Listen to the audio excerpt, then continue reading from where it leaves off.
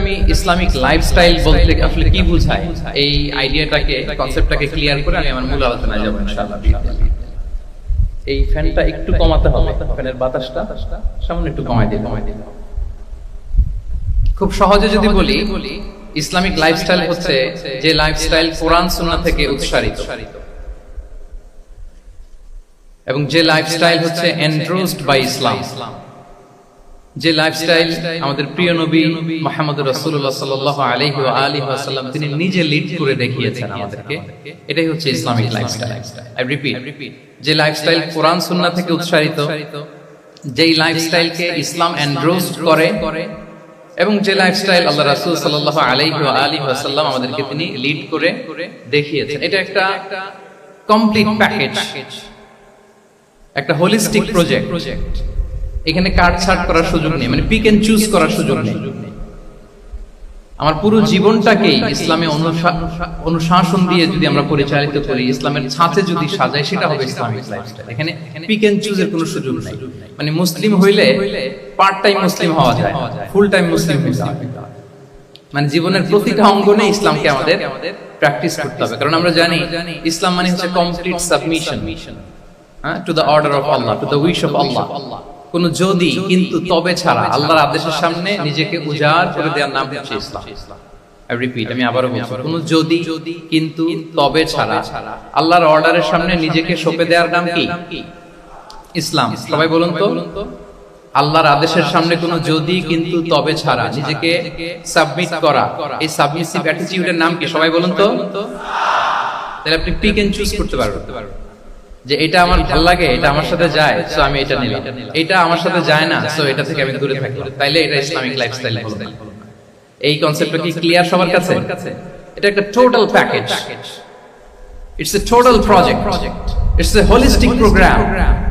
আপনি আপনার সুবিধা মতো এখানে কাটছাট করতে পারবেন, নিলে পুরোটাই নিতে হবে। তো আমরা অনেকে আবার কাটছাট করি নিজের মন মতো। তাদেরকে উদ্দেশ্য করে আল্লাহ তাআলা বলছেন, আফাতুমিনুনা বিবা'দিল কিতাবি ওয়া তাকফুরুনা বিবা'দ। তোমরা কি আল্লাহর কিতাবের কিছু অংশ মানো আর কিছু অংশ তোমরা অস্বীকার করো? এটা তোমাদের পলিসি। জেনে রাখো, ওয়ার্নিং দিচ্ছেন যে তোমাদের পলিসি যদি এইটা হয়, তাহলে এই দুনিয়াতে আছে তোমাদের জন্য লাঞ্ছনা, আর আখিরাতে তোমাদেরকে শাস্তির মুখোমুখি হতে হবে। তাহলে কাটছাট করার সুযোগ। আমরা যেটা করি, নামাজ, রোজা, হজ, যাকাতের মতো এই যে আনুষ্ঠানিক ইবাদতগুলো, এগুলোতে আমরা ইসলামকে খুব মানি, ইসলামের অনুশাসন মানি। কিন্তু আমাদের ব্যক্তি জীবন, পারিবারিক জীবন, সামাজিক জীবন, আমার ডিলিংস গুলো, আমার ট্রেড, আমার বিজনেস, আমার ব্যবসা, আমার বিয়ে শাদী, আমার বিহেভিয়ার, এগুলোকে অনেক সময় আমরা ইসলামের অনুশাসন অনুযায়ী মানতে চাই না। এগুলোর ক্ষেত্রে আমরা অনেক সময় ইসলামের অনুগামী হই না। এইখানে একটা ঝামেলা রয়ে গেছে। কিন্তু মূল কথা হচ্ছে, আপনি ইসলামকে মানলে the total package আপনাকে মানতে হবে। এখানে কাটছাট করার কোনো সুযোগ আছে? বলেন তো, আওয়াজ করে বলেন, কোন কাটছাটের সুযোগ কি আছে? কারণ কমপ্লিট প্যাকেজ, কমপ্লিট প্যাকেজ। জীবনের প্রতিটি অঙ্গনকে ইসলামের অনুশাসন দিয়ে সাজানো, বা জীবনের প্রতিটি অঙ্গনে ইসলামকে অনুশীলন করার নামই হচ্ছে ইসলামিক লাইফস্টাইল। মূলত ইসলামই একটা lifestyle. Islam is not merely a set of beliefs and rituals, rather it's a lifestyle. Islam নিজেই একটা lifestyle that emphasizes justice, spirituality,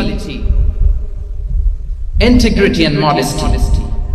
আপনি যদি নিতে চান, আপনাকে পুরোটাই নিতে হবে। তাহলে কাটছাট করার সুযোগ। এটা হচ্ছে প্রথম, first and foremost reminder tonight, যে ইসলাম একটা টোটাল প্যাকেজ, একটা কমপ্লিট প্রোগ্রাম, একটা হোলিস্টিক প্রোগ্রাম। এখানে পিক এন্ড চুজ করতে পারবো না। আপনি যদি আমাকে ইসলামী লাইফস্টাইলের উপরই সেমিনারে কথা বলতে বলেন, I must say you have to take the entire package. পুরোটাই আপনাকে নিতে হবে। এই আইডিয়াটা ক্লিয়ার হয়েছে আমাদের সবার কাছে? সবার কাছে ক্লিয়ার তো? তাহলে পিক এন্ড চুজ করবো নাকি? শুনি নাই সবার কাছ থেকে। পিক এন্ড চুজ করা যাবে? কাটছাট করা যাবে? কিছু কিছু রুলস এন্ড রেগুলেশন আমার খুব ভালো লাগে, আমার জন্য খুব সুবিধা হয়, ওইটা নিলাম, বাকিগুলা কাটছাট করে দিলাম। তার মানে সহজভাবে পার্ট টাইম মুসলিম হওয়ার কোনো সুযোগ নেই, হলে ফুল টাইম হতে হবে। কাস্টমাইজড ইসলামের কোনো সুযোগ নেই, টোটাল প্যাকেজটাকে আমার অ্যাডাপ্ট করতে হবে। এটা হচ্ছে ইসলামিক লাইফস্টাইল। তো তো আজকের এই সেমিনারে আমি কিছু ট্রেটস বা the core values of Islamic lifestyle আপনাদের সাথে শেয়ার করার চেষ্টা করব, যাতে করে ব্যাপারটা আরো ক্রিস্টাল ক্লিয়ার হয় যে আসলে what is Islamic lifestyle all about, আসলে এটা কি, কিভাবে এটা আমরা অ্যাডাপ্ট করব, কিভাবে এটার সাথে নিজেকে খাওয়াবো, কিভাবে এটা আমরা প্র্যাকটিস করব। তাহলে প্রাথমিক কথা অলরেডি ডান, যে কাটছাট আমরা করব না, পিক এন্ড চুজ করব না, টোটাল প্রোগ্রামটাই আমরা নেওয়ার চেষ্টা করব। তো এখন আমরা কিছু কোর ভ্যালুজ এর কথা বলবো, যেগুলো দিয়ে ইসলামিক লাইফস্টাইলের মূল ধরনটা আমাদের কাছে ক্লিয়ার হবে। ইসলামিক লাইফস্টাইলের কথা যদি আমাদেরকে বলতে হয়, প্রথম যে ট্রেট, যে ক্যারেক্টারিস্টিক্স বা ভ্যালুর কথা আমাকে বলতে হবে, সেটা হচ্ছে দ্য কনসেপ্ট অফ হালাল এন্ড হারাম। If there is no halal and haram, there is no Islamic lifestyle. For sure, I'm telling you. যদি হালাল হারাম না থাকে, এটা যদি আমরা মেনটেন না করি, এটা কোশ্চেন কালো ইসলামিক লাইফস্টাইল হবে। আপনাকে হারাম থেকে যোজন যোজন দূরে থাকতে হবে, আর হালাল দিয়ে জীবনটাকে সাজাতে হবে। কারণ যেখানেই হালাল সেখানেই বারাকা। রিপিট, আমি আবারও বলছি, যেখানেই হালাল সেটার মধ্যে কি হারামে কোনো বারাকা আছে? হারামে আছে অস্থিরতা, সাময়িক উন্মাদনা, এর ভেতরে বারাকা নাই। হালালের ভেতরে আল্লাহ তাআলা বারাকা ঢুকিয়ে দিয়েছে। আচ্ছা, আপনারা বলুন তো, গরুর গোশত খাওয়া এটা হালাল না হারাম? হালাল। কুকুরের গোশত খাওয়া হালাল না হারাম? আচ্ছা, গরু বছরে বাচ্চা দেয় কয়টা? গাভী? আচ্ছা, একটা। কুকুর দেয় কয়টা? কয়টা? 7টা, 8টা, 10টা। ফ্যামিলি প্ল্যানিং নাই তো? দেদারসে দিচ্ছে। আচ্ছা, গরু হালাল, কুকুর হারাম। গরু বাচ্চা দেয় কয়টা? কুকুর দেদারসে দিচ্ছে। তারপরেও বলে আমাদের এই যে বাংলাদেশে আমাদের কুরবানির ঈদে লক্ষ লক্ষ গরু জবাই হয়, বিয়ের অনুষ্ঠানগুলোতে এত গরুর গোশত আমরা খাই, প্রতিদিনের চাহিদা মেটানোর জন্য তো কত গরু কুরবানি করা হয়। এরপরে বলেন বাংলাদেশে গরু বেশি না কুকুর বেশি? সবাই বলেন গরু বেশি না কুকুর বেশি? কারণ কি? হালাল। কারণ কি? এই হালালে বরকত ঢুকিয়ে দিয়েছে কে? তাহলে if there is no concept of halal and haram, there is no Islamic lifestyle. প্রথম core value of Islamic lifestyle হচ্ছে আপনাকে হালাল দিয়ে আপনার জীবনকে সাজাতে হবে। লা ইয়াদখুলুল জান্নাতা জাসাদুন গুযিয়া বিল হারাম। হারাম খেয়ে বর্ধিষ্ণু যে দেহ, সে দেহ আল্লাহর জান্নাতে প্রবেশ করবে না। মানে whatever you consume, it should be halal. এটা হালাল হইতে হবে। শুধু যেটা আপনি খাচ্ছেন এটাই না, কুলু মিম্মা ফিল আরদি হালালান তাইয়্যিবা, আল্লাহ তাআলা বলেছেন যেটা কনজিউম করব হালাল হবে, হালাল হবে। তো এটা শুধু এত ন্যারো কনসেপ্ট না, আপনার জীবনের সবটাই হালাল হবে। ইউর ফুড শুড বি হালাল, ইউর ড্রিঙ্ক শুড বি হালাল, ইউর ইনকাম শুড বি হালাল, ইউর ফ্যাশন শুড বি হালাল, ইউর এন্টারটেইনমেন্ট শুড বি হালাল। সবকিছু হালাল হতে হবে। আমরা অনেকে যে ভুলটা করি, আমরা খাওয়ার ক্ষেত্রে শুধু হালাল খুঁজি, এরকম অনেকে করে, কিন্তু অন্যান্য ক্ষেত্রে হালাল হারামের বাছ বিচার নাই। আমি একটা উদাহরণ প্রায়ই দেই, দেখবেন যে আমাদের বাংলাদেশের সরকারি অফিসগুলোতে তো ঘুষ চলে নাকি? আল্লাহ ঘুষ থেকে এই জাতিকে তুমি হেফাজত করো। আচ্ছা, দেখবেন যে আমাদের বিভিন্ন সরকারি অফিসগুলো মুসলিম কর্মকর্তারা তারা ওয়াইন খায় না। আমি দেখেছি থাইল্যান্ডে গিয়েছে, চায়না গিয়েছে অফিসের কাজে, ওখানে হালাল রেস্টুরেন্ট গুলো খুঁজে, কারণ মুসলিম, তার হালাল খেতে হবে। তো সে ওয়াইন খায় না, পর্ক খায় না, কারণ ইসলামে এটা হারাম। আবার অনেক হিন্দু কর্মচারী, সে আবার গরুর গোশত খায় না, কারণ কি তার ধর্মে ওইটা হারাম। কিন্তু এই মুসলিম কর্মচারী, হিন্দু কর্মচারী দুইজনের নির্বিশেষে মাশাআল্লাহ ঘুষ খায়। এরকম হয় না? দেখেন, মুসলিম ওয়াইন খায় না, পর্ক খায় না, তার ধর্মে হারাম। আমার হিন্দু ভাই গরুর গোশত খায় না, এটা তার ধর্মে হারাম। কিন্তু ঘুষ আবার দুই ধর্মে হালাল নাকি? হ্যাঁ, হালাল। তার মানে ওই যে pick and choose, you got the point, right? Pick and choose করেছে যে আমার ধর্মের এই নিয়ম আমি মানব, কারণ এটা আমার জন্য খুব ফ্লেক্সিবল, এটা খুব ভালো লাগে। কিন্তু যেটা কঠিন হয়ে যাচ্ছে, যেটা তার বিরুদ্ধে দাঁড়াচ্ছে, ওইটা সে মানে। তাহলে পিক এন্ড চুজ করার কোনো সুযোগ, আমরা আমাদের গোটা জীবনকে হালাল দিয়ে সাজাইতে হবে। তাহলে your lifestyle will be Islamic lifestyle. এই কথাটা কি বুঝতে পেরেছেন? তাহলে ইউর ফুড শুড বি হালাল, ইউর ড্রিঙ্ক শুড বি হালাল, ফ্যাশন শুড বি হালাল, ইনকাম শুড বি হালাল, এন্টারটেইনমেন্ট শুড বি হালাল, even your relationship should be হালাল। ব্যাপার কি? এটার এত আওয়াজ বেড়ে গেল।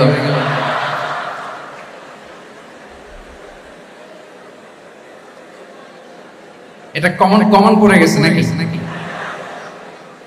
আচ্ছা বলেন, হালাল রিলেশনশিপ কোনটা বলেন? এই তো আসল জায়গায় হাত দিছিল। আমাদের শিক্ষার্থী বন্ধুদের মধ্যে বিবাহিত আছি আমরা? হ্যাঁ, কারা কারা আছে দেখি তো।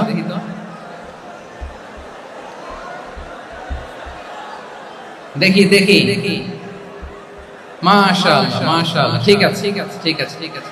আমাদের বোনরা উপরে আছেন, মাশাআল্লাহ, অনেকে হাত তুলেছেন, আলহামদুলিল্লাহ। এই তো আমাদের যারা হাত তুলছেন তাদের জন্য একটা তাকবীর দেই আমরা, আল্লাহু আকবার। এই যে আপনারাই বলেছেন, আমার কোনো লিগ্যাল অপিনিয়ন দেওয়ার প্রয়োজন হচ্ছে না, যে হালাল রিলেশনশিপ হচ্ছে বিয়ে। তাহলে বিয়ের বাইরে যদি আমার কোনো রিলেশনশিপ থাকে, হালাল না হারাম? ফতোয়া দিচ্ছে কি আমি? আপনারাই দিচ্ছেন। বলেন, বিবাহ পরবর্তী কোনো যদি এক্সট্রা ম্যারিটাল রিলেশনশিপ থাকে, এটা ইসলামে হালাল না হারাম?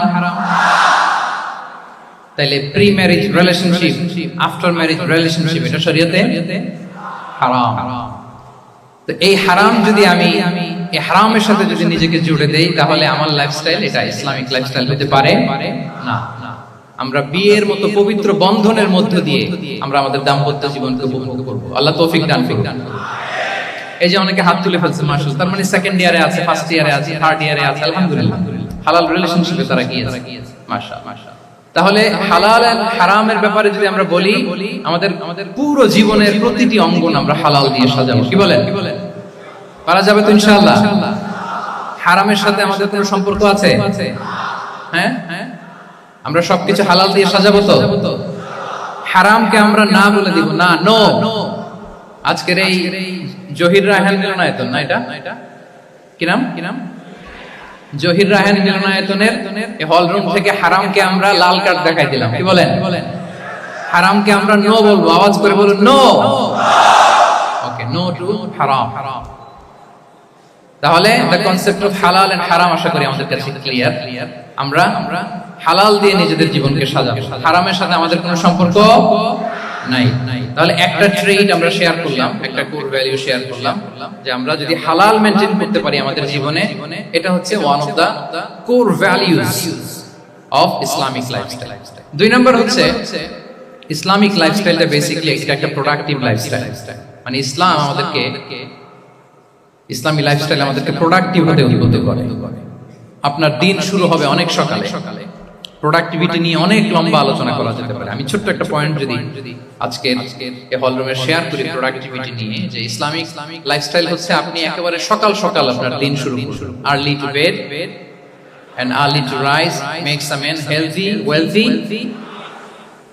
সবাই তো শিখেছি এটা, যে আগে আগে ঘুমোতে যাও, আগে আগে ঘুম থেকে জাগো, তুমি ধনী হবে, তারপর তুমি প্রজ্ঞাবান হবে, তুমি সুস্বাস্থ্যের অধিকারী হবে। এটা হচ্ছে ইসলামিক লাইফস্টাইলের একটা কোর ভ্যালু। সকাল সকাল দিন শুরু করা, মানে সানরাইজের আগে আমার সকাল শুরু হবে। কাজী নজরুলের যে কবিতা, সূর্যি মামা জাগার আগে উঠবো আমি জেগে, পড়েছি আমরা সবাই, কিন্তু হয়তো মানা হয় না।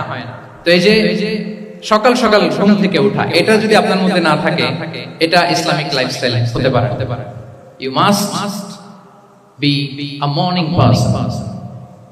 সকাল সকাল আপনার সময় এমন ভাবে মেইনটেইন করবেন আপনি, যে সকাল সকাল ফজরের পর থেকে আপনি অ্যাক্টিভ। তার মানে you have to wake up early, you have to sleep early.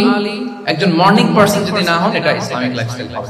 এর কারণ আল্লাহ রাসূল সাল্লাল্লাহু আলাইহি ওয়া আলিহি ওয়াসাল্লাম আমাদেরকে সকালে জেগে থাকার ব্যাপারে ইন্সপায়ার করেছেন, এবং তিনি দোয়া করেছেন এই উম্মার জন্য স্পেশালি, যে এই সময়টা এটা ফুল অফ বারাকা, ফুল অফ ব্লেসিংস। তিনি দোয়া করেছেন, আল্লাহুম্মা বারিক লি উম্মতি ফি বুকুরিহা। আল্লাহ এই উম্মতের বুকুরটা, মানে সকালের সময়টা, লেটস সে সানরাইজের পরে 3-4 ঘন্টা, এই সময়টাকে আল্লাহ আপনি বরকত দিয়ে ভরে দেন। এই সময়টাতে ঘুমানো যাবে, এটা হচ্ছে বরকতের সময়। এবং আল্লাহ রাসূল সাল্লাল্লাহু আলাইহি ওয়াসাল্লাম যদি কোনো সামরিক অভিযান প্রেরণ করতেন, এই টাইমে প্রেরণ করতেন, এই বুকুরের টাইম। এবং সাহাবারা তাদের কোনো ট্রেড ক্যারাভান, ব্যবসায়িক কাফেলা যখন সেন্ড করতেন, এই টাইমটাতে সেন্ড করতেন, কারণ এই টাইমটাতে বারাকা। তো এখন নিজের সাথে মিলিয়ে নেন যে এই টাইমটাতে আমরা কি করি।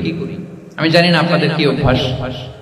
আমি এসে তো শুনলাম যে জাহাঙ্গীরনগর বিশ্ববিদ্যালয়ে নাকি যতজন শিক্ষার্থী মানে ততজনের জন্য এখানে আবাসনের ব্যবস্থা আছে।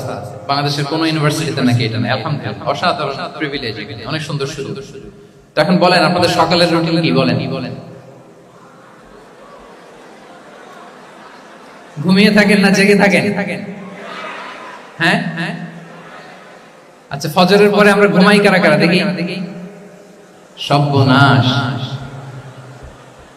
আচ্ছা ঠিক আছে, হাত নামান। আচ্ছা, ফজরের পরে আমরা একটু এক্সারসাইজ করি, পড়াশোনা করতে বসি কারা কারা?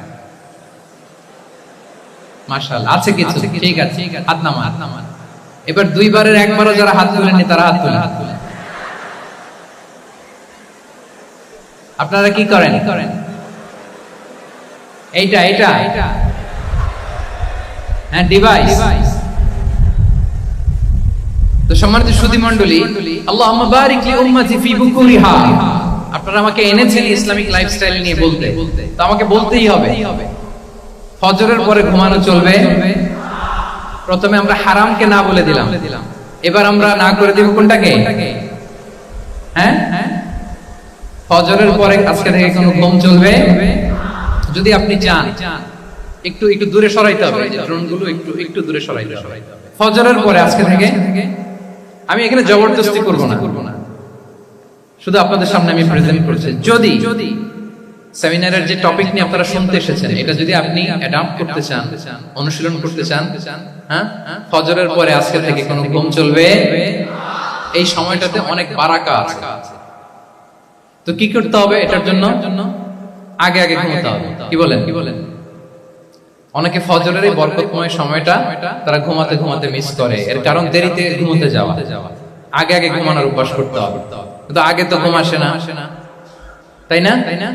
এই যে ডিভাইস আমাদেরকে ঘুমাতে দেয় না, আমাদের শান্তির ঘুম কেড়ে নিছে এই ডিভাইস অ্যাডিকশন, স্ক্রিন আসক্তি আমাদের শান্তির ঘুমকে কি করেছে? কেড়ে নিয়েছে। আল্লাহ তাআলা রাতকে বানিয়েছেন ঘুমের জন্য। ওয়াজআলনাল লাইলা লিবাসা, লিবাস মানে আবরণ। আমি রাতকে বানিয়েছি পোশাকের মতো আবরণ করে, যে আবরণ রাত্রিবেলা নিঝুম নিস্তব্ধ অন্ধকার দিয়ে ছেয়ে দেয়। ফলে মেলাটিন নামে একটা হরমোন নিঃসরিত হয়, আমাদের ঘুম ভাব আসে। ঘুমের জন্য আল্লাহ তৈরি করেছেন রাতকে। এরপরে আল্লাহ তাআলা বললেন ওয়াজআলনান নাহারা মাআশা, আর দিনকে বানিয়েছি আমি প্রাণ চঞ্চল করে। দিনে আমরা কাজ করব, তাহলে রাতে আগে ঘুম, আর দিনের বেলা আল্লাহ তাআলা আমাদেরকে কাজ করার জন্য সৃষ্টি করেছেন। কিন্তু এই সাইকেলটাকে আমরা ঘুরাই ফেলছি। রাতে যত দেরি করে আপনি ঘুমাবেন, সকালে ঠিক তত দেরি করে আমাকে উঠতে হয়, ঠিক কিনা বলেন? তাহলে ফজরের পর বহু পিরিয়ড অফ টাইমটাকে কাজে লাগাতে হলে রাতে আমাদেরকে আগে ঘুমাতে যেতে হবে। রাতে কি করতে হবে? আগে ঘুমোতে যেতে হবে। তাহলে এক নম্বরে কি বললাম? কনসেপ্ট অফ হালাল এন্ড হারাম। দুই নম্বরে বললাম প্রোডাক্টিভিটি। ইসলামিক লাইফস্টাইল হচ্ছে একটা প্রোডাক্টিভ লাইফস্টাইল। এটা মেইনটেইন করতে হলে প্রোডাক্টিভিটির অনেক কথা। একটা কথা হচ্ছে সকাল আপনার দিন শুরু করুন। কি পারা যাবে তো ইনশাআল্লাহ? সবাই একসাথে করে ইনশাআল্লাহ। এই যে আমাদের দেরি করে রাতে ঘুম আসে, স্ক্রিন আসক্তি, এই ডিভাইস আমাদের আরামের ঘুম কেড়ে নিছে কেন জানেন? এর কারণ হচ্ছে আল্লাহর দেয়া যে ফিতরাত, এই ফিতরাতকে আমরা উল্টে দিয়েছি। ফিতরাত শব্দটার সাথে আপনাদের পরিচয় আছে? হ্যাঁ, the innate characteristics of a human being. একটা মানুষের যে ক্যারেক্টারিস্টিক্স, যে ইননেট স্বভাব দিয়ে আল্লাহ তাআলা তৈরি করেছেন, নেচার, এটাকে আরবিতে বলে ফিতরাত। এই ফিতরাতের বিরুদ্ধে কিছু করা যাবে। ইসলামিক লাইফস্টাইল হচ্ছে ফিতরা বেসড লাইফস্টাইল। ফিতরাতুল্লাহিল্লাতী ফাতারান নাস আলাইহা লা তাবদীলা লিখালকিল্লাহ। আল্লাহর প্রকৃতির অনুসরণ করো, যে প্রকৃতি দিয়ে তিনি মানুষকে সৃষ্টি করেছেন। আর আল্লাহর সৃষ্টি কাঠামোর মধ্যে কোনো পরিবর্তন, কোনো বিকৃতি নেই। সুবহানাল্লাহ বিহামদিহি। তা আমরা এই ফিতরাতকে চেঞ্জ করে দেওয়ার কারণে এই ঝামেলা। আমরা সবাই এই ফিতরাতের উপর জন্মেছি। কুল্লু মাউলুদিন ইউলাদু আলাল ফিতরা ফাআবাওয়া ইউহাউবিদানি আও ইউনাসসিরানি আও ইউমাজ্জিসানি। প্রতিটি নিউ বর্ন বেবি তারা ফিতরাতের উপর জন্মায়, মানে নবজাতক সন্তান ইসলামের উপর জন্মায়। কিন্তু বাবা মা তাকে হয় ইহুদি বানায়, নাসারা বানায়, বা অগ্নি উপাসক বানায়। তাহলে এই যে ফিতরাত, আল্লাহর দেয়া ফিতরাতকে যখন আমরা চেঞ্জ করেছি, আমাদের জীবন থেকে বারাকা উঠে গিয়েছে। ফিতরাতকে যদি আরো সহজ করে আমি আপনাদেরকে বুঝাই, তাহলে ফিতরাত হচ্ছে যা কিছু স্বাভাবিক, যা কিছু কল্যাণকর, যা কিছু ভালো, তাই ফিতরাত। আই রিপিট, সুপ্রিয় শিক্ষার্থী বন্ধুরা, ফিতরাত হচ্ছে যা কিছু স্বাভাবিক, যা কিছু ভালো, যা কিছু কল্যাণকর, তাই কি? তাই ফিতরাত। এই যে এখন আরবি কোন মাস চলছে বলেন তো? রজব। এই রজব মাসের 26 তারিখ দিবাগত রাতে আল্লাহ রাসূল সাল্লাল্লাহু আলাইহি ওয়াসাল্লাম ঊর্ধ্ব জগতের একটা ভিজিটে গিয়েছিলেন। আমরা জানি না সবাই? হ্যাঁ, ইসরা মিরাজের কথা আমরা জানি। সো মিরাজ রজনীতে আল্লাহ রাসূল সাল্লাল্লাহু আলাইহি ওয়া আলিহি ওয়াসাল্লাম ফিতরাত মানে what is the essence of ফিতরা, এটা বোঝানোর জন্য হাদিসটা আমি শেয়ার করছি। মিরাজে যখন গেলেন, জিবরিল আলাইহিস সালাম ওনাকে দুইটা পেয়ালা দিলেন। তিনি বললেন উচিতু বি ইনাআইন, আমাকে দুটি পেয়ালা দেয়া হলো, ফি আহাদিহিমা লাবান ওয়া ফিল আখারি খামর, এক পেয়ালায় ছিল দুধ, আরেক পেয়ালায় ছিল মদ। ফা আখাযতুল লাবান ওয়া শারিবতু, যখন দুইটা অপশন দেয়া হলো, দুইটা পেয়ালা, আমি দুধের পেয়ালাটা নিলাম এবং সেটা পান করলাম। তখন জিবরিল আলাইহিস সালাম বললেন আসাবতাল ফিতরা, মানে you are guided to the ফিতরা, আপনি সঠিকটাই নিয়েছেন, যেটা ফিতরা, যেটা নেওয়া উচিত আপনি ওইটাই নিয়েছেন। তাহলে এখন আরো সহজ হবে, যদি দুইটা পেয়ালা দেয়া হয়, একটা মদের পেয়ালা আর একটা দুধের পেয়ালা, তো আমরা নিব কোনটা বলেন? হ্যাঁ, তাইলেই ফিতরা হবে। তাহলে কি হবে? তাহলে যেটা স্বাভাবিক, যেটা কল্যাণকর, যেটা আমাদের জন্য ভালো, সেটা হচ্ছে ফিতরা। তাহলে মদের পেয়ালা, দুধের পেয়ালা, কোনটা নিব? সবাই নিব তো নাকি? আমাদের রুচির যে দুর্ভিক্ষ চলতেছে, অনেকে মদের পেয়ালাই নিয়ে নেয়। কি বলেন? আচ্ছা না একদল, তারা কি করে? ওইটা চুজ করে ফেলে। এবার বলেন আমরা কোন পেয়ালা নিব, মদের না দুধের? আমাদের ঐতিহ্য, আমাদের রুচি, আমাদের মূল্যবোধকে ধ্বংসের যত আয়োজন দরকার সব সেটআপ চারদিকে আছে।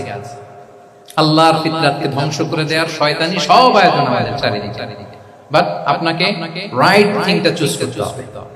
তাহলে রাসূল সাল্লাল্লাহু আলাইহি ওয়াসাল্লামকে দুধ দেয়া হলো, মদ দেয়া হলো, তিনি নিলেন দুধের পেয়ালা। তাহলে এটা হচ্ছে ফিতরাত। এটা কি? ফিতরাত। এভাবে সবকিছু চেঞ্জ করে দেয়া হয়েছে। সবকিছু, আমাদের লাইফস্টাইল চেঞ্জ করে দেয়া হয়েছে, আমাদের ফুড হ্যাবিট চেঞ্জ করে দেয়া হয়েছে, আমাদের খাদ্যাভ্যাসের মধ্যে পরিবর্তন। দেখবেন যে এখন আমরা যা খাই, আগে কিন্তু এটা খাইতাম না। এখন আমরা প্রসেসড ফুড খাই, হ্যাঁ, ফাস্ট ফুড খাই, জেনেটিক্যালি মডিফাইড যে ফুডগুলো আমরা খাই, এরপরে ল্যাব মিট, কত যে ভয়ঙ্কর। আপনারা জেনে থাকবার কথা যে ল্যাবে তৈরি মাংস দেখেছেন নাকি আপনারা? প্রাকৃতিক মাংসের কোনো ছিটে ফোঁটা নেই, কিন্তু এটা গরুর মাংস হয়ে গেছে, ওইটা মানুষ খাচ্ছে। মানে আমাদের লাইফস্টাইলও কারাপ্টেড, আমাদের ফুড হ্যাবিটও কারাপ্টেড, আমাদের স্লিপিং সাইকেলটা কারাপ্টেড, সবকিছু কারাপ্ট করে দেওয়া হয়েছে। এবং এটার প্রভাব পড়েছে আমাদের শিশুদের মধ্যে। দেখবেন যে শিশুরা সবজি খেতে চায় না। আমার তো 2 মেয়ে আছে, আমি দেখি বাসায় বা অনেকের কমপ্লেইন গুলো আমরা শুনি। আমাদের এখনকার বাচ্চাদেরকে ভেজিটেবলস দিলে খায় না, মাছ দিলে খায় না, অর্গানিক ভালো ভালো খাবার দিলে শাকসবজি খায় না। কি খাবে জানেন? সসেস খায়, সসেস, হট ডগ খায়। হ্যাঁ, ওই যে আপনি অর্ডার দিয়ে বার্গার এনে দিবেন, পিৎজা এনে দিবেন, ওইটা খাবে। তারপর ইনস্ট্যান্ট নুডলস খাবে, স্যুপ খাবে, ফ্রোজেন যত মিল আছে এগুলো খাবে, টিনজাত খাবার যেগুলো দীর্ঘদিন সংরক্ষণ করে রাখা হয়।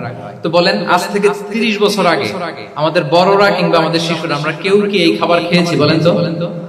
আওয়াজ করেন, খেয়েছি কেউ? They changed the entire system. কেন আমরা ইসলামিক লাইফস্টাইল নিয়ে কথা বলছি এখন? কারণ আমাদের পুরো সিস্টেমটাই, আমাদের পুরো ফিতরাতটাই পুরো চেঞ্জ করে দিয়েছে। তারপর ডিভাইস ছাড়া বাচ্চারা খেতে চায় না, কার্টুন দেখে দেখে খাওয়াতে হয় ওদের। কি বলেন? আচ্ছা বলেন তো, আজ থেকে 30 বছর পেছনে ব্যাক টু দ্য হিস্ট্রিতে যদি আমরা যাই, 70-এর দশকে, 80-র দশকে বাংলাদেশের কোন একটা গ্রামের কথা, একটা পল্লীর কথা আপনি একটু চিন্তা করেন তো। রাত 8টার দিকে, 9টার দিকে আপনি ওই গ্রামের কাউকে খুঁজে পাবেন? 70-এর দশকে, 80-র দশকে একটা গ্রামের, গ্রামীণ একটা পরিবেশের কথা যদি চিন্তা করেন, রাত 8টায় সবার কি অবস্থা বলেন তো? আপনি তো ঘুম খুঁজে পান না, আপনার তো ইনসমনিয়া। আমাদের এখন ট্যাবলেট খাওয়া লাগে না ঘুমের জন্য, আমাদের তো ইনসমনিয়া হয়ে গেছে। কিন্তু আজ থেকে বেশি দূরে না, 30 বছর আগের একটা গ্রামীণ পরিবেশের রাত 8টার পরিবেশ হচ্ছে সবাই ঘুম। আমরা তার 2 বা 3 ঘন্টা পরে ডিনার করবো, কিন্তু ওনাদের মাগরিবের আগে বা পরে ডিনার করে ফেলছে। এশার নামাজ পড়েই কি একজন দুইজন না, পুরো গ্রাম জামাতে ঘুম,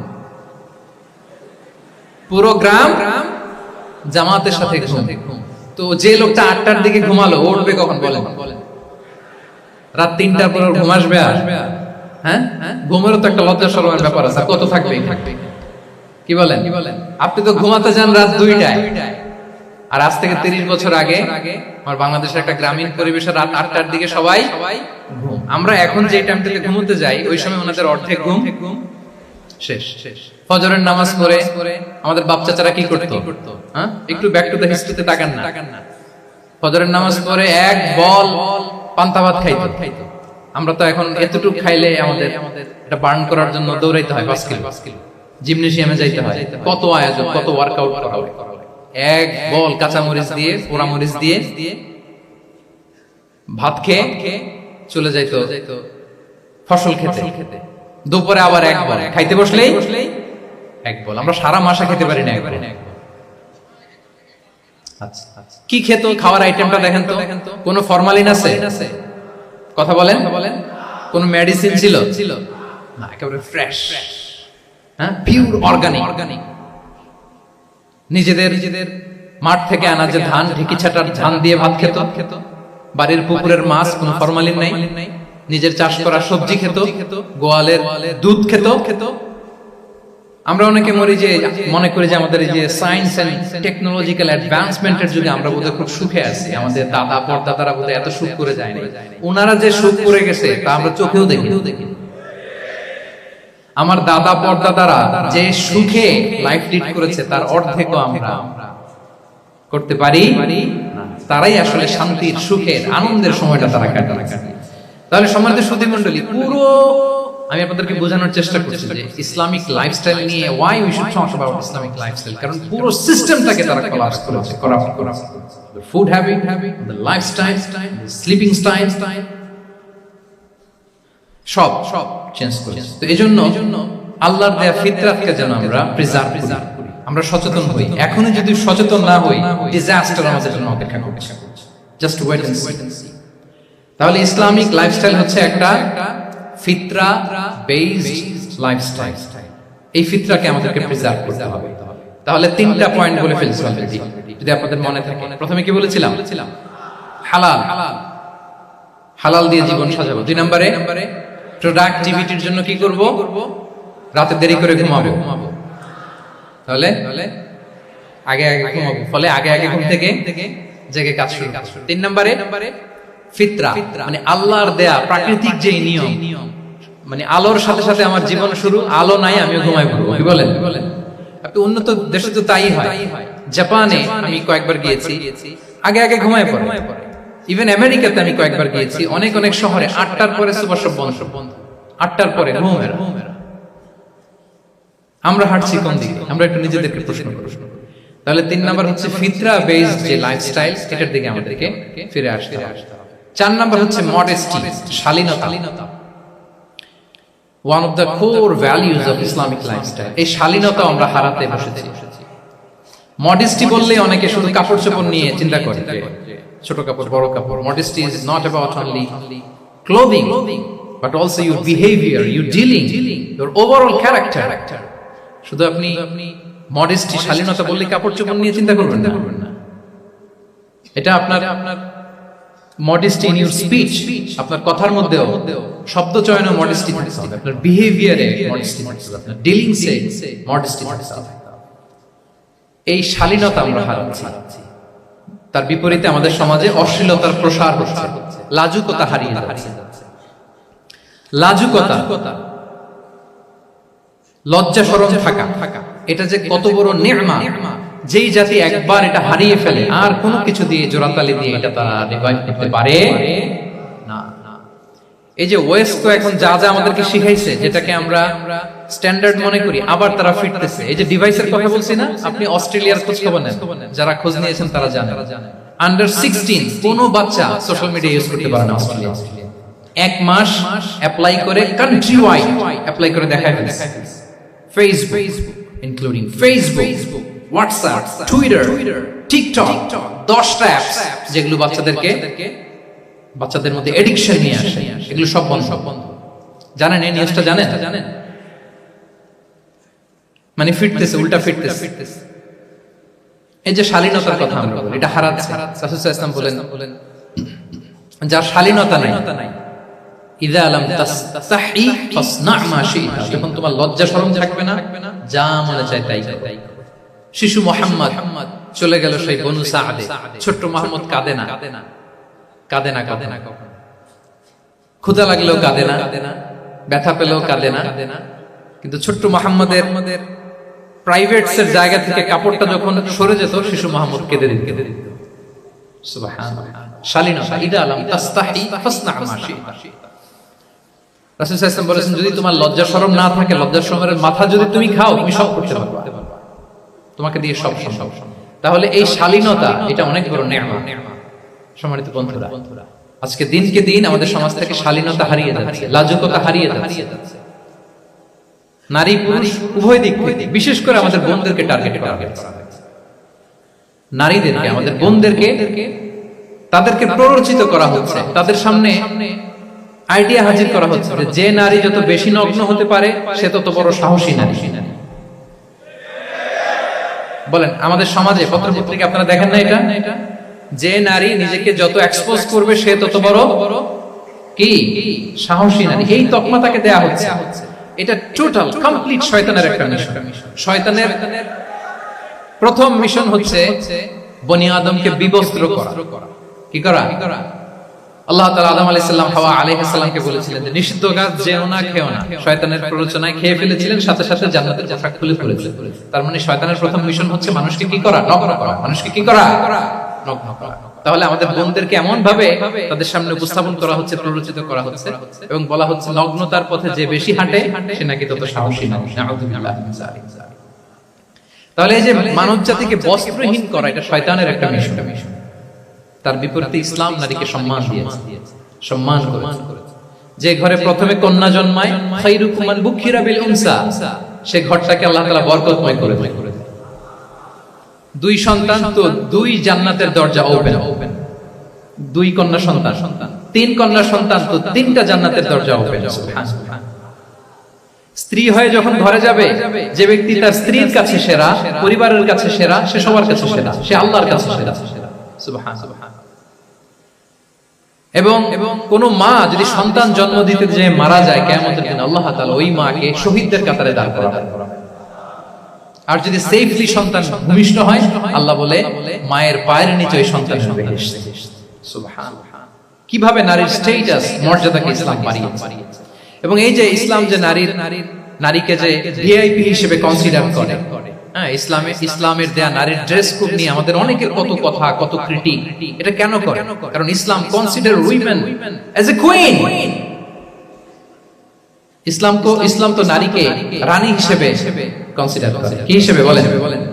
আচ্ছা বলেন, যে কুইন হবে, যে রানী হবে, তার একটা স্পেশাল ড্রেস কোড থাকবে না? তার একটা স্পেশাল প্রটোকল থাকবে না? রানীর সাথে কি যা মনে চায় তা করা যায়, দেখা করা যায়, তার কাছে যাওয়া যায়? আল্লাহু আকবার। কারণ ইসলাম চায় নারীদের জন্য পৃথিবীটা নিরাপদ হোক। ইসলাম চায় নিজ গৃহে বা কর্মক্ষেত্রে নারীরা নিরাপদ থাক। ইসলামের যত ভ্যালুজ আছে, যত রুলস এন্ড রেগুলেশন আছে, এটা আমাদের ভালোর জন্য, মানব জাতির কল্যাণের জন্য। তাহলে এই অশ্লীলতা থেকে আমাদের যোজন দূরে থাকতে হবে। If you talk about Islamic lifestyle, আমাদেরকে শালীনতা, মডেস্টি ফিরিয়ে আনতে হবে। You have to maintain modesty. আমি যদি আরো ডিপে যাই, দেখেন এই যে প্রত্যেকের হাতে এক একটা করে পর্ন হাব হয়ে গেছে। হয়েছে না? পর্নোগ্রাফির শয়লাভ, বিকৃত যৌনাচারের শয়লাভ। এখন নতুন নামে, নতুন মোড়কে, LGBTQ নামে আমাদের সমাজে নানা মোড়কে আমাদের সামনে উপস্থাপন করা হচ্ছে। শুনেছেন না এগুলো? আপনারা নাম শুনেছেন? এই যে ট্রান্সজেন্ডারিজম, নাম শুনছেন না? নিজের দেহ কাটাকাটি করে দিব্যি পুরুষ, 4 সন্তানের বাবা, এখন হঠাৎ করে বলে যে আমি মনে মনে নারী, তো সোসাইটি যেন আমাকে নারী স্বীকৃতি দেয়। বায়োলজিক্যালি দিব্যি নারী, 3 সন্তানের মা, এখন বলে যে এখন আমি মনে মনে ভাবতেছি পুরুষ, তো আমাকে পুরুষ হিসেবে কনসিডার করো।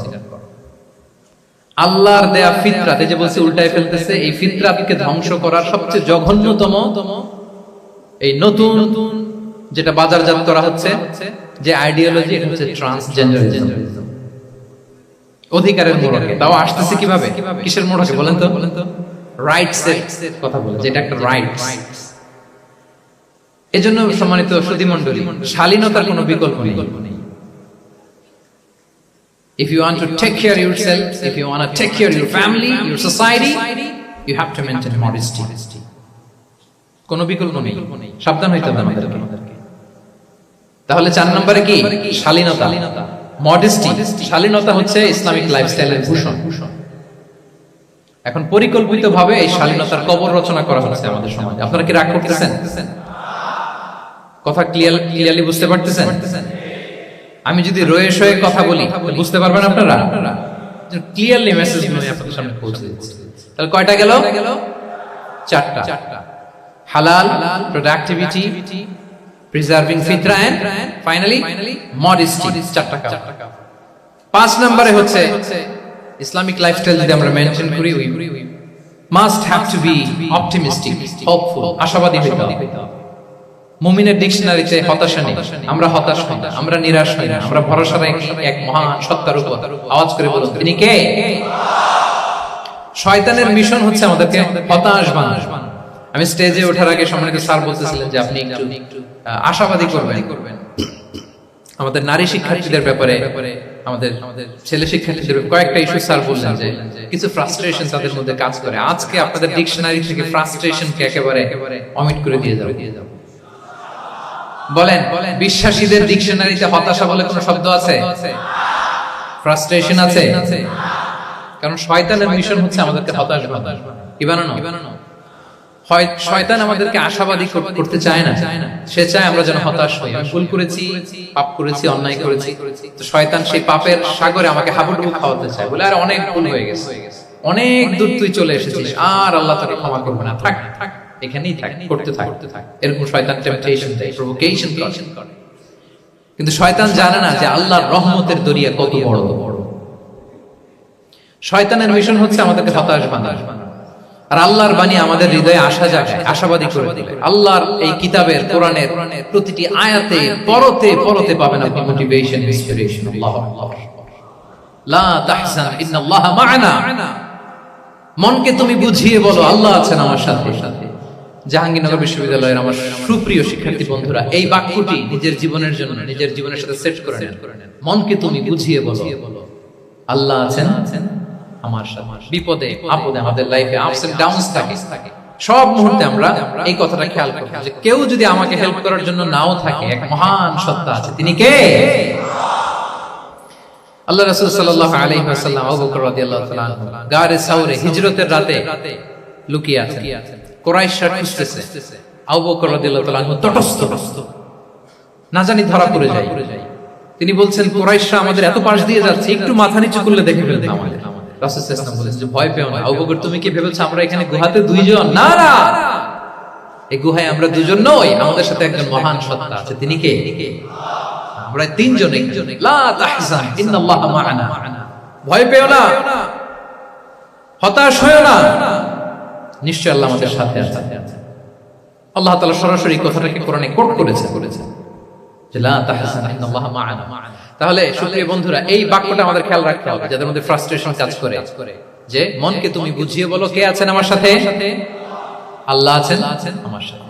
এরকম কোরআনের পরতে পরতে অনেক আয়াত পাবেন। লা তাইয়াসু মির রাউহিল্লাহ ইন্নাহু লা ইয়াইয়াসু মির রাউহিল্লাহি ইল্লাল কওমুল কাফিরুন। আল্লাহর রহম থেকে নিরাশ কাফিররা ছাড়া কেউ আল্লাহর রহম থেকে নিরাশ হয়। আমি আপনি আমাদের জীবনে কত ভুল করেছি, কত অন্যায় করেছি, কতটাই বা পাপ করেছি।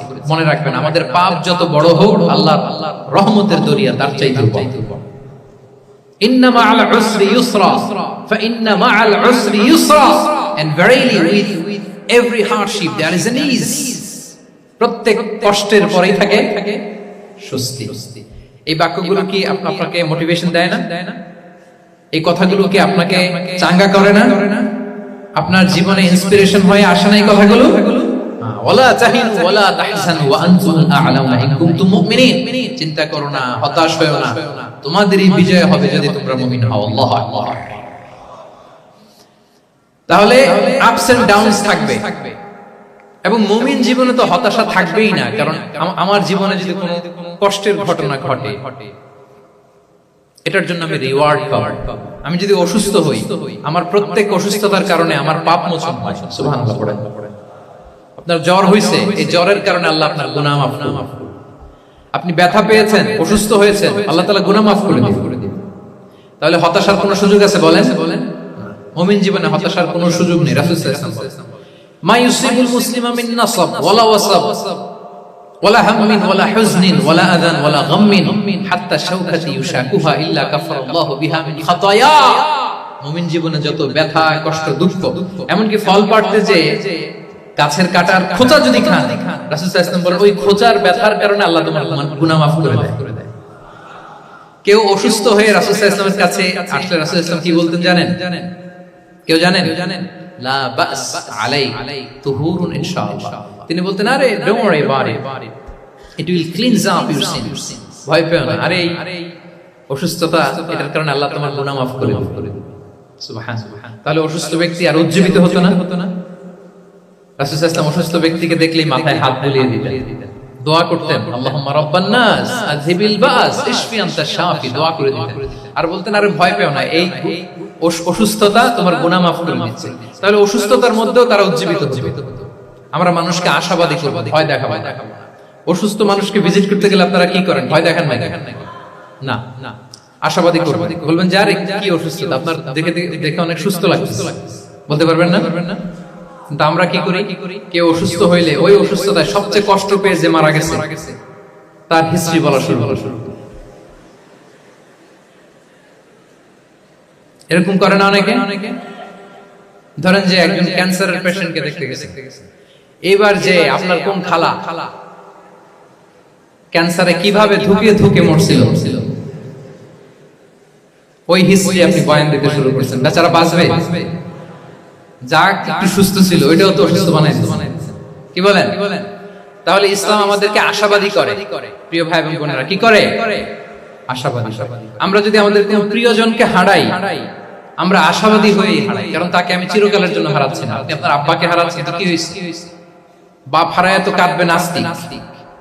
কি বলেন? নাস্তিকদের তো মরার পরে নাকি আর কিছু নাই। হ্যাঁ, দেখবেন আপনাদের সামনে অনেক কিছু বলে যে কিছু নাই, যা দেখি না বিশ্বাস করি না। একা একা যখন মৃত্যুর পরে কি হবে চিন্তা করে ওর দম বন্ধ হয়ে আসে। ইসলাম মানুষকে আশাবাদী করে। দেখেন আমরা কত দূর দেখি, কত দূর ভাবি। আমার দাদা মারা গেছে, এটা আমার কোনো টেনশনেরই কারণ না, কারণ আমি সবসময় ভাবি আমার দাদাকে আমি ওপারে যেয়ে পাবো। আমার আব্বাকে আমি হারিয়েছি, তো ওপারে পাবো। আমার বন্ধুকে আমি হারিয়েছি, কাছের বন্ধুটা যে আমার জন্য খুব ইন্সপিরেশন ছিল, সাময়িক বিচ্ছেদ এটা আমাদের, কারণ আমরা ওই জগতে বিশ্বাস করি। আল্লাহু আকবার। তাহলে হতাশা আমাদের ডিকশনারিতে আজকে থেকে রাখা যাবে। ইসলামিক লাইফস্টাইল যদি মেইনটেইন করতে চান, you have to be optimistic. Clear কথাটা? আচ্ছা, এরপরে গ্রেটফুলনেস, 6 নাম্বার গ্রেটফুলনেস। আপনাকে কৃতজ্ঞ হইতে হবে, শুকরগুজার হইতে হবে। আমরা অনেকে কমপ্লেইন করি খুব বেশি, না এটা ভুল। সময়তে শুধু be grateful with what you have, যা আছে এটা নিয়ে শুকরগুজার হন, আপনার জীবনটাকে আল্লাহর সঙ্গে করবে। তাহলে কমপ্লেইন করব না, আমরা শুকরগুজার হব। রাসূল সাল্লাল্লাহু আলাইহি ওয়াসাল্লাম বলেছেন, তোমার যে খারাপ অবস্থানে আছে তার দিকে তাকাও, যে ভালো আছে তার দিকে তাকিও না। হ্যাঁ, যে ভালো আছে তার মতো আপনি হওয়ার চেষ্টা করবেন। আপনার গোল থাকবে, I am not talking about the goals and plans, your plan and goal should be bigger and bigger. But আপনি ও খুব ধনী, ও খুব ভালো আছে, এটা দেখে কষ্ট পাবেন না। কারণ আপনি খেয়াল করেন যে আপনার চেয়ে অনেক খারাপ অবস্থানে আছে, ওর দিকে তাকালে দেখবেন যে আপনার আর খারাপ লাগছে। শেখ সাদি রাহিমাহুল্লাহ, বিখ্যাত কবি, নাম শুনেছেন না? ওনার একবার পায়ে দেওয়ার মতো জুতা ছিল না। কি ছিল না? সবাই বলুন, কি ছিল না? উনি একবার রাস্তা দিয়ে হাঁটতেছেন, হঠাৎ দেখেন এক লোকের দুইটা পাই নাই। কি নাই? শুকরগুজার হলেন। চিৎকার করে বললেন আলহামদুলিল্লাহ, যে আল্লাহ অনেক ভালো আছি, আমার জুতা নাই এজন্য মন খারাপ, ওর তো পাই নাই, এজন্য বেঁচে যে আছি এজন্যই আলহামদুলিল্লাহ। লা ইন শাকারতুম লা আযীদান্নাকুম ওয়া লা ইন কাফারতুম ইন্না আযাবি লাশাদীদ। আল্লাহ বলেন যদি শুকরিয়া করো, শুকরগুজার হও, আমি আল্লাহ নিয়ামত বাড়িয়ে দেব, যদি না শুকরি করো জেনে রাখো আমার শাস্তি কঠিন। তাহলে বেঁচে যে আছি এজন্যই কি পড়া উচিত? জাহাঙ্গীরনগর বিশ্ববিদ্যালয় আওয়াজ করেন, বেঁচে যে আছি এজন্য কি পড়বো? আপনি যে অবস্থানে থেকে খুশি না, ভাল লাগে না আপনার, যে হায় রে আমি তো লুজার, আমার কিচ্ছু নাই, আপনার এই অবস্থানে পৌঁছাটা অনেকের জন্য স্বপ্ন। মানে যেটা পেয়ে আপনি হ্যাপি না, অতটুকু হইতে পারাটা অনেকের কি স্বপ্ন। আপনাকে যদি জিজ্ঞেস করি ভাই কি চান, কি লাগবে বলেন, কি চান, তা আপনি বলবেন যে শেখ আমি ধনী হইতে চাই, আমার একটা ব্রাইট ক্যারিয়ার চাই, আমি টাকা চাই, আমি খ্যাতি চাই, আমি ক্ষমতা চাই। এটা কত যে চাওয়ার ফিরিস্তি আমাদের। আপনি একটু একটা ক্যান্সার হসপিটালে জানতো, ক্যান্সারের 3rd স্টেজে চলে আসছে, ঢুকে লাস্ট স্টেজে চলে আসছে। আপনার তো অনেক কিছু চাই, আপনি ওকে একটু জিজ্ঞেস করেন যে ভাই আপনি কি চান? ও টাকা চায় না? ক্যান্সারের রোগী টাকা চাবে, খ্যাতি চাবে, ব্রাইট ক্যারিয়ার চায়, সে কি চায় বলেন তো? সে একটু বাঁচতে চায়। যে ভাই তুমি কি চাও? বলবে আমি কিছু চাই না, একটু বাঁচতে চাই। বার্ন ইউনিটে যদি কখনো যাওয়ার সুযোগ হয়, দেখবেন যে চিৎকার করে তারা, এত কষ্ট, এই দহনের কারণে এত কষ্ট, তারা চিৎকার করতে থাকে হসপিটালকে কাঁপিয়ে। আপনি ওকে একটু জিজ্ঞেস করুন ভাই কি চাও, বলেন তোর চাওয়াটা কি? ও শুধু বাঁচতে চায়, কিন্তু ওই বেঁচে থাকা নিয়ে তো আমাদের কোনো ফিলিংসই নাই। আমরা যে বেঁচে আছি এটা যে শুকরগুজার হওয়ার অনেক বড় একটা কারণ, আমরা এরকম করে ভাবিই না। এজন্য সুপ্রিয় সুধী মণ্ডলী, আমরা যে বেঁচে আছি এজন্য আলহামদুলিল্লাহ। শুধু বেঁচে থাকার কারণে আমরা কি পড়বো? তাহলে গ্রেটফুলনেস। আপনি যদি ইসলামিক লাইফস্টাইলে নিজেকে অভ্যস্ত করতে চান, আপনার যেমনি অপটিমিস্টিক হইতে হবে, এট দ্য সেম টাইম আপনাকে কি হইতে হবে? গ্রেটফুল হইতে হবে। 7 নম্বরে তাওয়াক্কুল। Put your trust on Allah, because only He can help you, only He can protect you. And when you put your trust on Allah, you are in a divine shield. আপনি যখন আল্লাহর উপর নিজেকে ন্যস্ত করেন, আপনি একটা ডিভাইন, একটা প্রোটেকশনের ভিতরে থাকেন। বিশ্বাসীরা কি করে? আল্লাহর উপর ভরসা করে। কি করে? কার উপর? তদবিরের উপর, লবিং এর উপর, মামা চাচা। তাহলে আল্লাহর উপর ভরসা হবে। কার উপর? ফাইদা আসামতা ফাতাওয়াক্কাল আলাল্লাহ, আল্লাহর উপর ভরসা করো। এমনকি ঘর থেকে বের হওয়ার সময় রাসূল সাল্লাল্লাহু আলাইহি ওয়াসাল্লাম আমাদেরকে বলেছেন আল্লাহর উপর তাওয়াক্কুল করো। আমরা কি দোয়া পড়ি বলেন তো? ঘর থেকে বের হয়ে বিসমিল্লাহি তাওয়াক্কালতু আলাল্লাহ। এই তাওয়াক্কুল নিয়ে আমাদের অনেক মিসকনসেপশন আছে। আমাদের মধ্যে একটা প্রবণতা আছে, অনেকে বলে যে যা হবে হবে, আল্লাহ ভরসা। বলে যে যা হবে হবে, কি ভরসা? কথা বলতে হবে তো আমার সাথে। আপনার কি বোরিং হচ্ছেন? ওরে আল্লাহ, অনেক রাত হয়ে গেছে, শেষ করে যেতে হবে। আর কয়েক মিনিটের মধ্যে শেষ করবো ইনশাআল্লাহ। তাহলে অনেকের মধ্যে একটা প্রবণতা আছে, তারা বলে যে যা হয়েছে হয়েছে, কি ভরসা? যা করে আল্লাহ। এটা it's not the concept of তাওয়াক্কুল। এটা তাওয়াক্কুল নয়। ইসলামে তাওয়াক্কুল is always at the second stage. The first step is you reform. প্রথমে আপনি চেষ্টা করবেন, এরপরে আপনি আল্লাহর উপর তাওয়াক্কুল করবেন। কিছু না করে যদি বলেন আমি আল্লাহ ভরসা, এটা আল্লাহ ভরসা হইছে? এটা আপনার মন গড়া একটা কথা হইছে, কিন্তু এটা তাওয়াক্কুল হয়? আমাদের অনেকে অলসতা, অকর্মণ্যতা, অপারগতা, হীনমন্যতা এগুলোর তাওয়াক্কুল বানায় ফেলেছে। হাত গুটায় বসে থাকবে, কাজ করবে না, অলস, আর বলে কি আল্লাহ ভরসা। রিজিকের মালিক আল্লাহ, কিছু করবে না আর বলে আল্লাহ ভরসা। প্রিয় ভাইরা, রাসূল সাল্লাল্লাহু আলাইহি ওয়াসাল্লাম তিনি অলসতা, অকর্মণ্যতা, হীনমন্যতা, কাপুরুষতা, ভীরুতা এগুলো থেকে আল্লাহর কাছে পানাহ চেয়েছেন। নিজের সাধ্যের সবটুকু তিনি করেছেন, তারপরে আল্লাহ ভরসা করেছেন। এবং পাখিকে ইসলামে তাওয়াক্কুলের মডেল বানানো হয়েছে। রাসূল সাল্লাল্লাহু আলাইহি ওয়াসাল্লাম বলেন লাউ আন্নাকুম তাতাওয়াক্কালুনা আলাল্লাহি হাক্কা তাওয়াক্কুলি লা রাযাকাকুম কামা ইয়ারযুকুত তুয়ুর তাগদু খিমাসান ওয়া তারুহু বিতানা। মানে তোমরা যদি পাখির মতো তাওয়াক্কুল করো, তাহলে পাখিকে আল্লাহ যেমন রিজিক দেয় তোমাদেরকেও রিজিক দেয়। পাখি কি করে বলেন তো? প্রতিদিন সকালবেলায় ওর ঘরের ভিতরে বসে বলে যে আল্লাহ ভরসা। বলে বলে বরঞ্চ কি করে সে সকাল সকাল কিচির মিচির রবে দিক দিগন্ত মাতিয়ে সে বের হয়ে যায়, সারাদিন ঘুরতে থাকে। তাহলে খালি পেটে সকাল বেলায় পাখিগুলো বের হয়ে যায়, আকাশে বাতাসে ছুটে বেড়ায়, আর বিকেল বেলায় ওদর পূর্তি করে প্রতিটা পাখিকে তার নিড়ে ফিরিয়ে দেয় কে? আপনারা তো বোঝা অনেক সহজ। এটা তো নাকি একেবারে আপনাদের জাহাঙ্গীরনগর, এটা তো নাকি পাখিদের অভয়ারণ্য শুনলাম। কখনো আসা হয়নি, দিনের বেলা আসা দরকার ছিল, তাহলে আপনাদের ক্যাম্পাস বিউটি আমি দেখতে পেতাম। তো পাখি কিন্তু বসে থাকে না, সকালে কি করে? খালি পেটে পাখিগুলো বেরিয়ে যায়, ওরা ওদের রোল প্লে করে, চেষ্টা করে।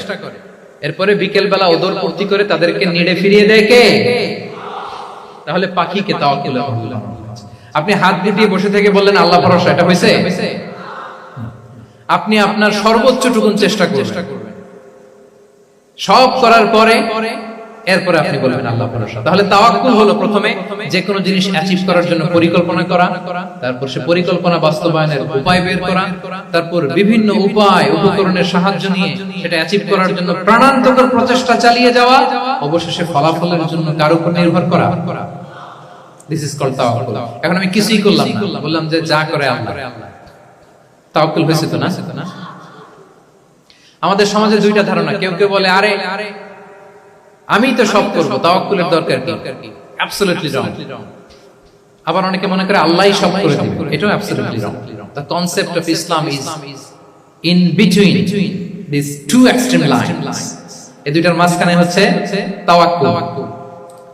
তাহলে তাওয়াক্কুলের মেকানিজম হচ্ছে আমার সাধ্যের সবটুকুন আমি করব, তারপরে আল্লাহ সাহায্য আসবে, সেজন্য আমি তাওয়াক্কুল করব। আপনারা মুসা আলাইহিস সালামের ঘটনা জানেন। উনি যখন বনী ইসরাইলকে নিয়ে লোহিত সাগরের সামনে আসলেন, ফেরাউন তার সৈন্য নিয়ে ধাওয়া করলো, আল্লাহ তাআলা সাথে সাথে কি রাস্তা বানাই দিলেন নাকি?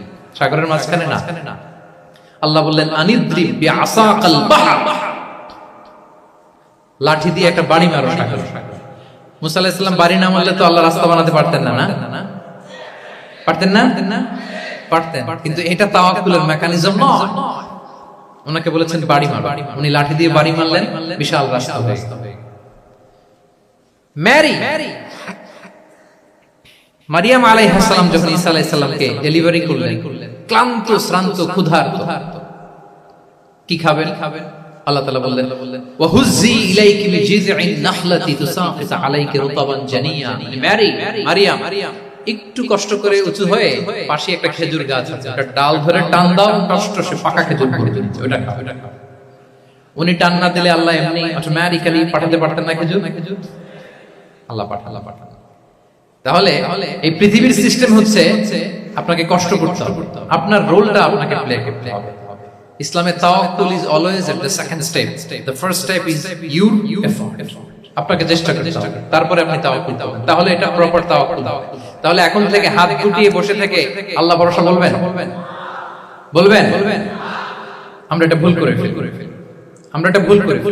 রাসূল সাল্লাল্লাহু আলাইহি ওয়াসাল্লাম, ওনার কাছে আল্লাহর সাহায্য আসতো, জিবরিল আলাইহিস সালাম আসতো, তারপরেও কখনো তিনি নিজের ভাগ্য আল্লাহর হাতে ছেড়ে দিতেন না। আমাদের মতো যা করে আল্লাহ ভরসা বলে কখনো নিজের ভাগ্য আল্লাহর হাতে ছেড়ে দিতেন, বরং নিজের সাধ্যের সবটুকুন দিয়ে তিনি চেষ্টা করতেন। তারপর তিনি ভরসা করতেন কার উপর? আপনি হিজরতের ঘটনাটা দেখেন। আল্লাহ যেদিন বললেন যে আজ রাতেই তুমি আর আবু বকর হিজরত করো, রাসূল সাল্লাল্লাহু আলাইহি ওয়াসাল্লাম ওই দিন দুপুর বেলা আবু বকর রাদিয়াল্লাহু তাআলা ঘরে গেলেন। তিনি কখনো দুপুর বেলা বেরোন না, তিনি কখনো মাস্ক পরে বেরোতেন না। সেদিন তিনি মাস্ক পরে বেরোলেন, খারাজা মুতাকান্নিয়ান, মুখ ঢেকে বেরোলেন। আবু বকর রাদিয়াল্লাহু তাআলা ঘরে যেয়ে বলেন, আবু বকর আখরিজ মান ফিল বাইত, ঘরে যারা আছে বের করে, প্রাইভেট আলামত। আবু বকর রাদিয়াল্লাহু তাআলা বলেন, ইয়া রাসূলুল্লাহ, আসমা আর আয়েশা একজন তো আপনার পরিবার, আর একজন তার বোন, আমরাই তো। বলেন রাসূল সাল্লাল্লাহু আলাইহি ওয়াসাল্লাম আশ্বস্ত বললেন যে আজ রাতেই আমরা হিজরত করব। আজ রাতেই। মক্কা থেকে মদিনা হচ্ছে উত্তর দিকে। কোন দিকে? আপার নর্থ। তিনি মক্কা থেকে মদিনায় হিজরত করবেন উত্তরে, কিন্তু তিনি বের হলেন দক্ষিণ দিক দিয়ে, শত্রুর চোখে ধুলি দেওয়ার জন্য। দিনের বেলা বেরোলেন না, রাতে বেরোলেন। দেখেন একটার পর একটা প্রিকশন। দুপুরে বেরোলেন, চেহারা ঢেকে বেরোলেন, প্রাইভেসি মেইনটেইন করলেন। ডেস্টিনেশন এদিকে, বের হলেন এই দিক দিয়ে, সবার চোখের অন্তরালে তিনি বের হলেন। এবং তিনি আবু বকর রাদিয়াল্লাহু তাআলা আনহুকে বললেন, সবাই যেই পথে মদিনা যায় আমরা কিন্তু ওই পথে যাব না, ক্যারাভানগুলো যেই পথে যায় ওই পথে না, সাওয়াহিলি একটা আনইউজুয়াল রুট ধরে আমরা যাব, সাগরের পার ঘেঁষে, যাতে ওরা বুঝতে না পারে। এই জন্য আবু বকর রাদিয়াল্লাহু তাআলা আনহু একজনকে ভাড়া করলেন, আব্দুল্লাহ ইবনে উরাইকিত নামে, যে আনইউজুয়াল রাউটটা চিনে, যে সাগরের পাশ ঘেঁষে চলে যাওয়া পথ দিয়ে মক্কা থেকে রাসূল সাল্লাল্লাহু আলাইহি ওয়াসাল্লামকে মদিনায় পৌঁছায়। দুইটা উট তিনি 2 মাস ধরে এটাকে নার্চারিং করে রাখলেন।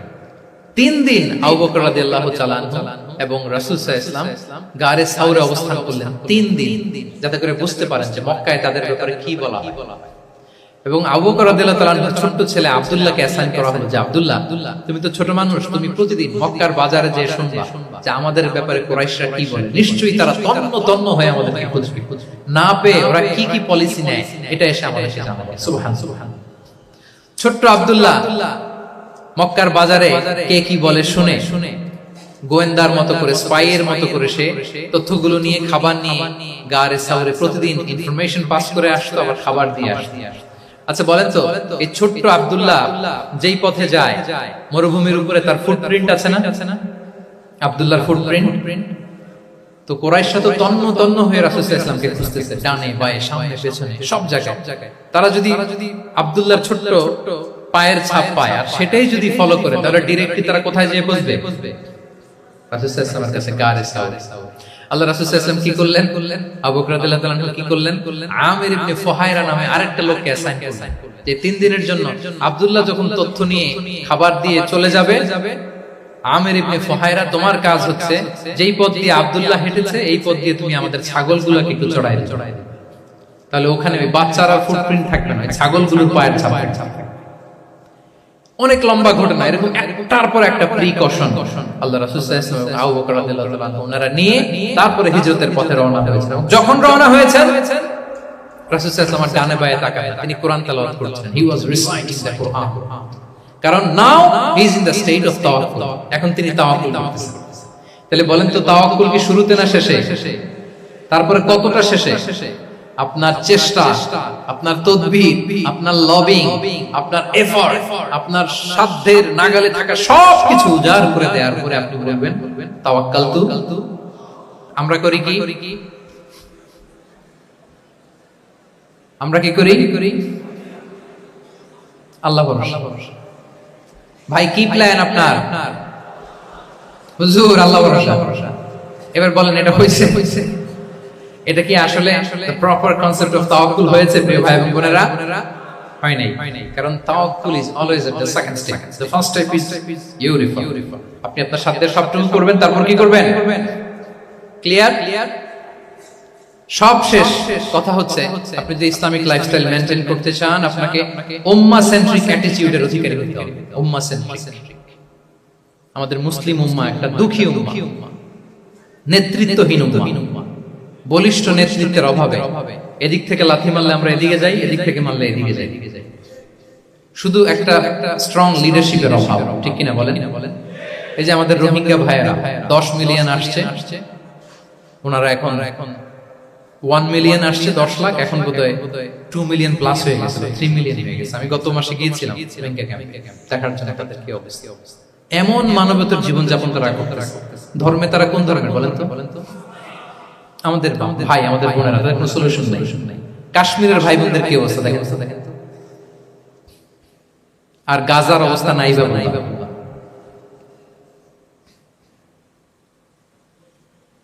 পাখির মতো গুলি করে মারা হয়েছে, মসজিদ ধ্বংস করা হয়েছে, এমনকি খ্রিস্টানদের গির্জা ধ্বংস করা হয়েছে। একটা লিডারশিপের, একটা স্ট্রং লিডারশিপের অভাবে আজকে আমাদের এই অবস্থা। এজন্য আপনি যদি ইসলামিক লাইফস্টাইলের কথা বলেন, অফকোর্স আপনাকে উম্মাহ সেন্ট্রিক মেন্টালিটি হতে হবে। এই দুঃখী উম্মাহকে নিয়ে আপনার প্রজেক্ট থাকতে হবে। আমরা আমাদের নিজেদের শক্তি, সম্ভাবনা, ঐতিহ্য এগুলো একেবারে বুঝতে বসেছি। আমরা যে যোদ্ধা ছিলাম, আমরা যে বিজয়ী ছিলাম, আমরা বেমালুম ভুলেই গিয়েছি। জ্ঞান বিজ্ঞানে একসময় আমরা লিড দিয়েছি, ঠিক কিনা বলেন? আমাদের জাবের ইবনে হাইয়ান ছিল, আমাদের আল বিরুনি ছিল, আমাদের আল ইদ্রিসি ছিল, আমাদের আল ফারাবি ছিল। এই নলেজ এখন ওয়েস্টে ট্রান্সফার হয়েছে, সেই নলেজ আবার ট্রান্সফার হয়ে আমাদের করতলগত একদিন হবে ইনশাআল্লাহ। ওই প্রজেক্ট তো আমাদের নাই, একদিন যে আমাদের হাতে আসবে, হুজুর আল্লাহ ভরসা নাকি? শুধু আল্লাহ ভরসা বলে বসে থাকলে হবে? সেলফ সেন্টার্ড হওয়া যাবে, উম্মাহ সেন্ট্রিক আমাদের হতে হবে। উম্মার জন্য আপনার হৃদয়ে একটা দরদ থাকতে হবে, অন্যের জন্য কাজ করার একটা মেন্টালিটি আমাদের গ্রো করতে হবে। যারা অন্যের জন্য করে তারা জানে যে এটাতে কি সুখ, কি মজা। আপনি অন্যকে দান করে দেখেন, একটা সুখানুভূতি আপনার মধ্যে কাজ করবে। এবং রাসূল সাল্লাল্লাহু আলাইহি ওয়াসাল্লাম বলেন, আল্লাহু ফি আউনিল আবদি মা দামাল আবদু ফি আউনি আখিহি। আল্লাহ তাআলা ততক্ষণ পর্যন্ত বান্দার সাহায্যে থাকে, ওই বান্দা যতক্ষণ পর্যন্ত এই বান্দা তার ভাইয়ের সাহায্যে থাকে। এজন্য আমাদের প্রতিটি কাজে, পদক্ষেপে আমাদের নির্যাতিত ভাইয়েরা যেন তারা আমাদের চিন্তায় থাকে, তারা যেন আমাদের দোয়ায় থাকে, আমাদের সহযোগিতায় থাকে, এবং উম্মাহর জাগরণে যেন নিবেদিত হয় আমাদের সকল এফর্ট, সকল প্রজেক্ট, সকল প্রচেষ্টা। কি পারা যাবে কিনা বলেন? উম্মাহর জন্য এরকম স্যাক্রিফাইসিং মেন্টালিটি আমাদের থাকার দরকার আছে না নাই বলেন? তাহলে উম্মাহ সেন্ট্রিক মেন্টালিটি আমাদের কি হবে সমাজে শুধু। তাহলে ইসলামিক লাইফস্টাইল নিয়ে যদি আমরা কথা বলি, আমাদের উম্মাহ সেন্ট্রিক হওয়ার কোনো বিকল্প নাই। আমি যদি পুরো আলোচনার সামারি করি তাহলে বলতে হবে, শুরুতে আমি যেটা বলেছিলাম যে এখানে পিক এন্ড চুজ করে ইসলামিক লাইফস্টাইল অ্যাডাপ্ট করার আমাদের কোনো সুযোগ মনে আছে? যে কথা দিয়ে শুরু করেছিলাম, পিক এন্ড চুজ করা যাবে মন মতো না, পুরোটাই মানতে হবে। এবং 8টা মোস্ট লাইকলি 8টা core values of Islamic lifestyle আমি আপনাদের সাথে শেয়ার করেছি। একটু যদি রিকল করি, 1 নম্বরে কি বলেছিলাম বলেন তো? হালাল, হালাল মেইনটেইন করতে হবে, হারামের সাথে আমাদের কোনো সম্পর্ক। 2 নম্বরে প্রোডাক্টিভিটি, 3 নম্বরে ফিতরা বেসড লাইফস্টাইল, 4 নম্বরে মডেস্টি, 5 নম্বরে হতাশ হওয়া যাবে না, মনকে তুমি বুঝিয়ে বলো আল্লাহ আছেন আমার সাথে, অপটিমিজম। তারপরে আল্লাহর উপর ভরসা করা, গ্রেটফুলনেস। 7 নম্বরে কোনো কিছু না করে, হ্যাঁ, সবকিছু করার পরে, মাশাআল্লাহ, অ্যাবসলিউটলি রাইট আনসার, সবকিছু আমার সাধ্যের সবটুকুন করার পরে কি করব? কার উপর তাওয়াক্কুল করব, এবং আমরা উম্মাহ সেন্ট্রিক চিন্তা ভাবনা করব, উম্মাহ কেন্দ্রিক। পারা যাবে তো? এই কোর ভ্যালুজ গুলো যদি আপনি মেইনটেইন করেন, this would be the Islamic lifestyle. সম্মানিত সুধী, ইসলাম আমাদেরকে যে লাইফস্টাইল প্রেসক্রাইব করেছে, সেই প্রেসক্রাইব লাইফস্টাইলে আমাদেরকে সাবস্ক্রাইব করতে হবে। এর বাইরে মুসলিমের কোনো লাইফস্টাইল থাকতে পারে? এর বাইরে অন্য কোনো লাইফস্টাইল আল্লাহর কাছে গ্রহণযোগ্য হতে পারে? আল্লাহ তাআলা আমাদের সবাইকে কথাগুলো বোঝার ও আমল করার তৌফিক দান করুন। সম্মানিত সুধী মণ্ডলী, আমি আবারও পাঠশালাকে শুকরিয়া জানাই, বিশ্ববিদ্যালয় কর্তৃপক্ষকে শুকরিয়া জানাই। দীর্ঘ 1 ঘন্টারও বেশি সময় ধরে আপনারা যারা এই লম্বা আধুনিক যুগে ইসলামিক লাইফস্টাইল শিরোনামের এই সেমিনারে অংশগ্রহণ করলেন, আপনাদের সবাইকে আবারও প্রাণ ঢালার শুভেচ্ছা এবং অভিনন্দন জানিয়ে আমার আলোচনা এখানে আমি শেষ করছি। هذا ما عندي والعلم عند الله عليه توكلت وإليه أنيب والسلام عليكم ورحمة الله وبركاته.